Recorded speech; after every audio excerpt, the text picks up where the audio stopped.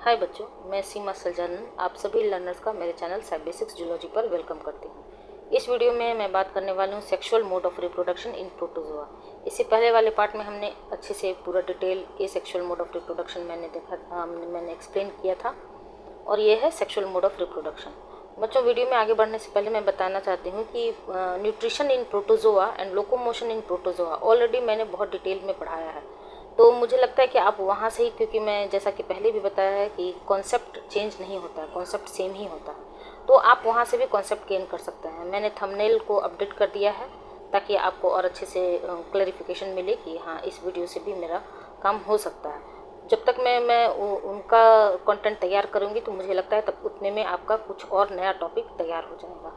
ठीक है, तो ये एसेक्सुअल और सेक्सुअल मोड ऑफ रिप्रोडक्शन को तो मैंने अपडेट कर दिया है। तो न्यूट्रिशन इन प्रोटोजोआ और लोकोमोशन इन प्रोटोजोआ आप वहाँ से कॉन्सेप्ट गेन कर लीजिएगा।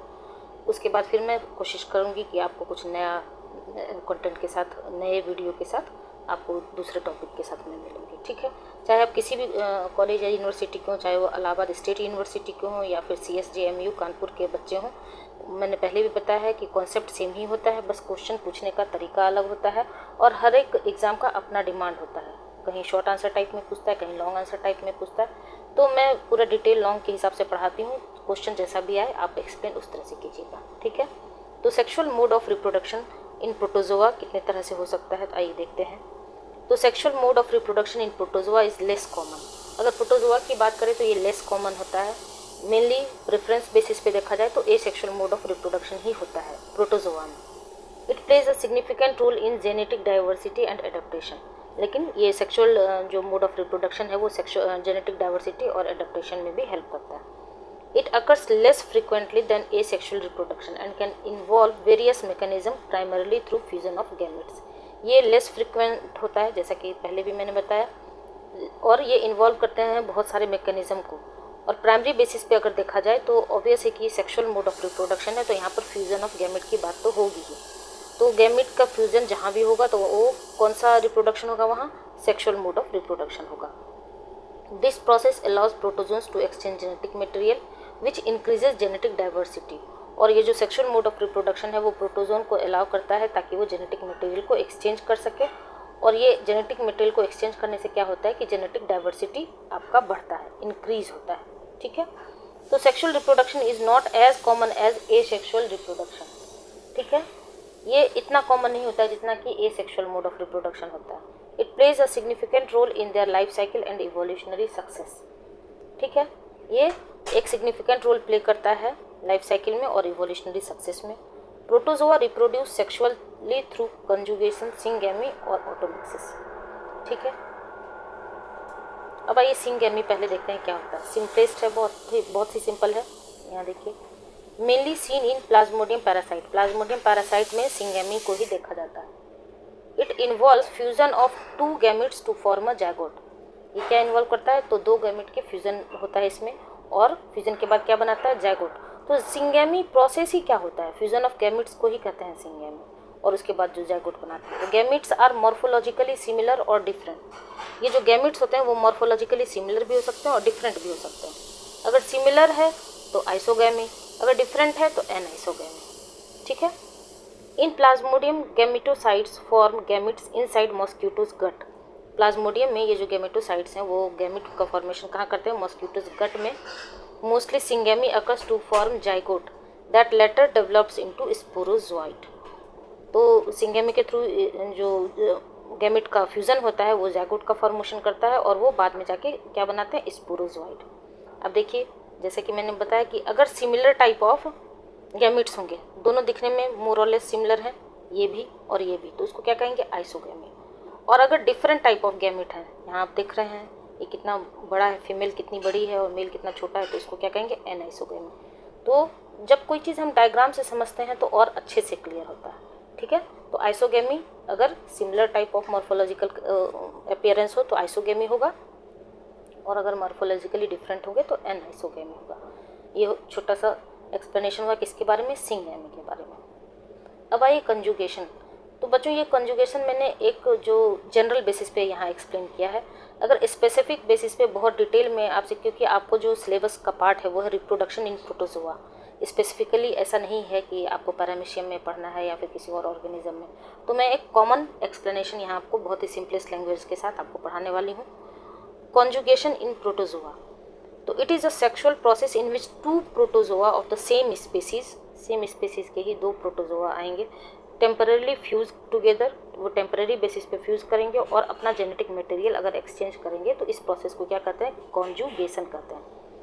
ये बहुत ही कॉन्जुगेशन का बेसिक स्टेप है। 2 cells come into close contact and form a cytoplasmic bridge, 2 cells जो है क्लोज कॉन्टैक्ट में आते हैं और क्या बनाते हैं, साइटोप्लाज्मिक ब्रिज का फॉर्मेशन करते हैं। उसके बाद क्या होता है, cells exchange genetic material usually by transferring micronuclei that have undergone meiosis. उसके बाद सेल क्या करते हैं, जब क्लोज कॉन्टैक्ट में आते हैं और साइटोप्लाज्मिक ब्रिज का फॉर्मेशन होता है, उसके बाद सेल्स क्या करते हैं, अपना जेनेटिक मटेरियल एक्सचेंज करते हैं। किसके थ्रू, तो बाय ट्रांसफरिंग माइक्रोन्यूक्लियाई।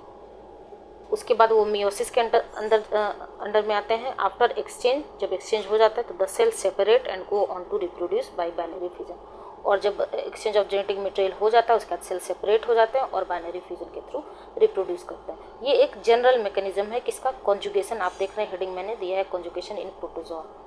ठीक है, अगर जिन बच्चों को लैंग्वेज याद रखने में दिक्कत होती है तो वो फ्लो चार्ट के थ्रू भी याद रख सकते हैं। देखिए ये किस में देखा गया, कॉन्जुगेशन इन पैरामीशियम।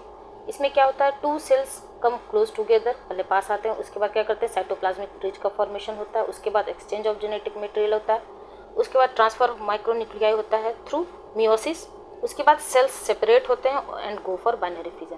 तो फ्लो चार्ट के हेल्प से भी आप देख रहे हैं बहुत ही कम लैंग्वेज में आप अपने आंसर को एक्सप्लेन कर सकते हैं। ये हर एक वीडियो में मैं 2-3 तरीका आपको आंसर लिखने का बताती हूँ ताकि आप साइंस के स्टूडेंट हैं, आप स्मार्ट वे में अपने आंसर को एक्सप्लेन कर सकते हैं। ठीक है, तो ये हो गया जनरल मैकेनिज्म। तो डायग्राम की बात करें तो ये देखिए, ये डायग्राम आपको पैरामीशियम में देखा गया कंजुगेशन। ये 2 पैरामीशियम है, दोनों आपस में क्लोज कॉन्टैक्ट बनाते हैं। यहाँ पर जेनेटिक मटेरियल का एक्सचेंज होता है, हैप्लॉइड माइक्रोन्यूक्लियस का फॉर्मेशन होता है, फिर सिंगेमी में यहाँ देख रहे हैं ये माइक्रोन्यूक्लिया जो है वो स्वैप आउट होते हैं एक दूसरे में, फिर सिंगेमी होता है, देन डिप्लॉइड माइक्रोन्यूक्लियस का फॉर्मेशन होता है और न्यू माइक्रोन्यूक्लिया का फॉर्मेशन हो जाता है। ठीक है, ये बुकिश डायग्राम आपका हो गया किसमें, पैरामीशियम। ये स्पेसिफिक डायग्राम है किसका, पैरामीशियम कंजुगेशन का। अगर आप और अच्छे से रिप्रोडक्शन इन पैरामीशियम पढ़ना चाहते हैं, क्योंकि जो पैरामीशियम है वो भी प्रोटोजोन ही है, तो अगर अच्छे से और डिटेल पढ़ना चाहते हैं तो मैंने इसी चैनल पे ऑलरेडी रिप्रोडक्शन इन पैरामीशियम पढ़ाया है बहुत डिटेल में ऑटोगेमी के थ्रू, तो वहाँ से भी आप कॉन्सेप्ट गेन कर सकते हैं। ठीक है, मैं फिर से एक बार आपको बताऊंगी कि जो न्यूट्रिशन इन प्रोटोजोआ है वो ऑलरेडी मैंने बहुत अच्छे से डिटेल में एक्सप्लेन कर दिया है पहले ही, और लोकोमोशन इन प्रोटोजोआ भी, तो आप वहाँ से कॉन्सेप्ट गेन कर लेंगे ताकि मैं दूसरा कंटेंट, नया कंटेंट आपके लिए बना सकूं और वीडियो अपलोड कर सकूं। ठीक है, क्योंकि बच्चों फर्स्ट सेमेस्टर, सेकंड सेमेस्टर और थर्ड सेमेस्टर अगर बीएससी की बात करें तो 4 paper, 1 paper first semester, 1 paper second semester और 2 पेपर थर्ड सेमेस्टर में आते हैं। 4 तो वहीं हो गए। उसके बाद एमएससी प्रीवियस में फर्स्ट सेमेस्टर और थर्ड सेमेस्टर अगर मैं ऑड के हिसाब से चलूँगी तो 4-4 पेपर दोनों में हैं, तो 4-4 8 और 4 12 पेपर मैं एक साथ लेके चल रही हूँ। प्लस उसके साथ CSIR नेट का भी मैं प्रिपरेशन करवा रही हूँ इसी चैनल पे, और स्टेट एलिजिबिलिटी टेस्ट के लिए। तो कंटेंट, इफेक्टिव कंटेंट बनाने में टाइम लगता है, दिमाग लगता है, उतना टाइम देने में थोड़ा सा, ताकि आपको बहुत ही अच्छा कंटेंट मैं ला सकूँ, थोड़ा टाइम लग सकता है। तो जैसे जैसे मैं पढ़ाती जा रही हूँ आप कॉन्सेप्ट गेन, ऐसा तो है नहीं कि आप एक ही दिन में सारा कॉन्सेप्ट गेन कर लेंगे, बढ़ते जाइए। और हर एक सेमेस्टर के बच्चों को नीड होती है वीडियोज़ की, कंटेंट की, नोट्स की, तो हर एक बच्चों को लेके मैं साथ चल रही हूँ। ठीक है, तो बच्चों मेरा ये पढ़ाने का तरीका, एक्सप्लेनेशन पसंद आए तो लाइक, शेयर एंड सब्सक्राइब जरूर करिएगा, और कुछ भी फीडबैक देना हो तो कमेंट सेक्शन में ज़रूर बताइएगा। मिलते हैं नेक्स्ट वीडियो में, तब तक के लिए थैंक यू।